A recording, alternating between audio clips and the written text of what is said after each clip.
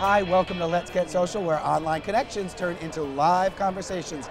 I'm your host, Chris Bartlett. I'm coming to you today live from the 2012 Greater New Haven Chamber of Commerce, and I'm sitting down with Tracy Knofla, who is a principal or founder at High Impact Training.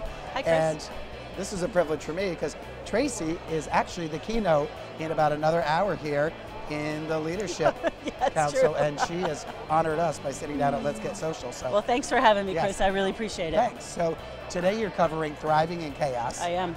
And let's, I don't know, either give us a little sneak preview or tell us kind of what's going on over at High Impact Training. Well, let me give you a sneak preview for today. You know, everyone has chaos in their life. Do you have any chaos, Chris? No. You know, I've been working in chaos work for about 15 years, and the nature of it is just continue to grow. And so I think there's always going to be a little need for people to continue to talk about not just getting through the chaos, but actually thriving. And that's what we're going to do today, is talk about how do we make the most of ourselves throughout this chaos, because it's not going to go away. Right. And there's like internal chaos and an external chaos. Absolutely right. Forces that we can't control through the world and all that. Yeah, I mean, exactly, and many people are dealing with work chaos in addition to their home life chaos, children to raise, children to pick up, schedules to coordinate. There's a lot of frequency overload out there. Oh, and you think about the 24/7 nature of the workplace nowadays. Aren't you checking your cell phone? And are crazy, anyone think this is a familiar thing? Before you go to bed, the first thing you do when you wake up in the morning. Yeah, it's funny, I mean, we wouldn't have known what this meant 10 years ago, would we? Absolutely.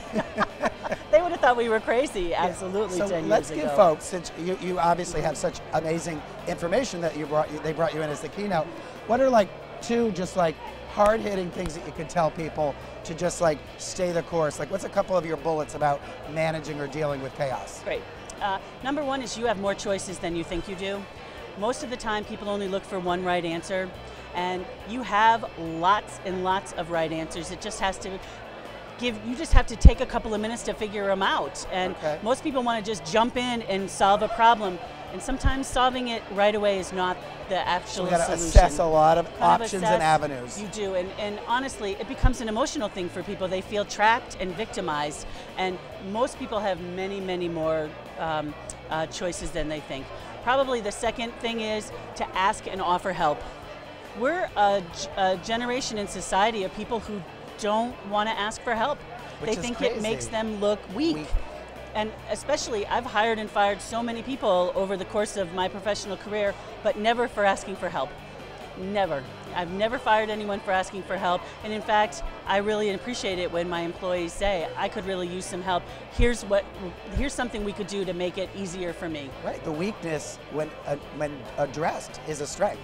Absolutely, absolutely. So those would be the two big things. Look for the solutions, and don't be afraid to ask for the help that you need. Which is important. And I want to, on that subject about the help and asking for help, do you feel as, you know, as an owner with employees, I always take it upon my shoulders to offer help even when they're not asking. Is there something I can do?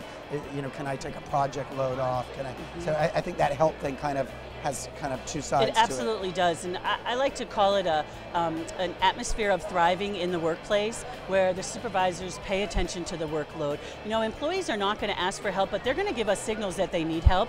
Oh, absolutely. And when you're paying attention to them, then you're much more able to be responsive to their needs. Awesome. Well, I'm looking forward to an amazing keynote from you. I'm thrilled to have you there.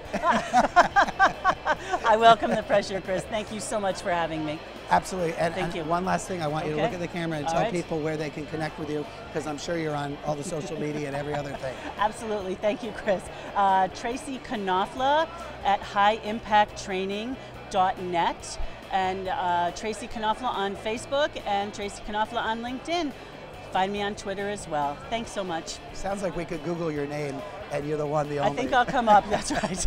Thanks again. Thank you, appreciate it. See you in there. Nice to see you, thanks. For Let's Get Social, I'm your host, Chris Bartlett. Until next time, I'll see you online.